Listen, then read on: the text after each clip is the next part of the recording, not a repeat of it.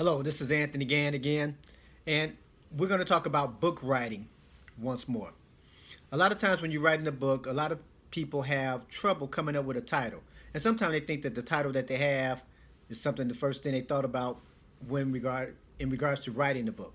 So here's something you want to know. In order to come up with your title, the first thing you need to know, you need to do what I call a brainstorming session. And that's when you take a sheet of paper and everything that you can think of regarding that title, you write it on the sheet of paper. Now, here's the thing. Nothing is out of bounds. It's brainstorming. You just write whatever comes to mind first. You're writing a book on how to touch the sky, write touch the sky. Sky is touch. Sky high. Jump to the sky. Whatever it may be. And you just steady writing and this exhausts your memory and do that for maybe about 3 to 5 minutes. If you may have to come back to it later, so be it. However, here's what this does for you. It does a couple of good things for you, especially if you're writing books on instruction, self-help, things of that nature, a religious book, something like that. So when you start off and you have these things, you're probably going to come up with anywhere from 15 to 20 different titles. The thing is, the purpose of the title is to get my attention and get me off the shelf. However, the purpose of the title is not to overshadow the contents that's in the book. A lot of times people have these long titles. It's almost like a sentence. It's 8 to 10 words long. And that's the title. In those cases, you have to have a short title and then have you a subtitle. The title of the book is one thing, subtitle something else. For example, you have a book on how to cross the street, right?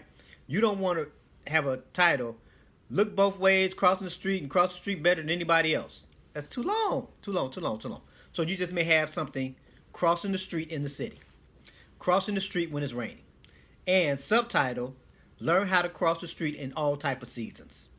Something in that nature. So that's your subtitle. So your title is to get me off the shelf. Another reason why you need to make sure your title is short is because on the spine of your book, there is the title, right? And if it's at a bookstore, on a bookshelf, or even if someone purchased it and it's in their home, then you have the title on the book, and you don't need a long title covering the whole spine of the book. We don't have any room for your name that goes on the spine of the book as well. So you want to have your titles, personally, I believe, anywhere from 3 to 5 words. It can be 2 words. Stop that, right? That can be the title. Look up. That can be the title. However, it can say look up and away. 3 words, right? So you want to make sure you keep the title probably 3 to 5 words long. And if you have a subtitle, then you can make that part of it.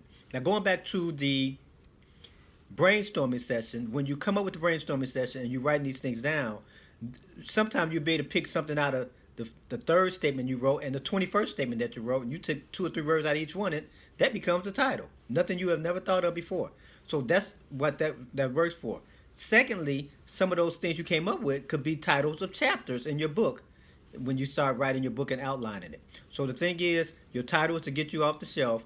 Make your title short and to the point, and if it's longer than short and to the point, then you add a subtitle to it.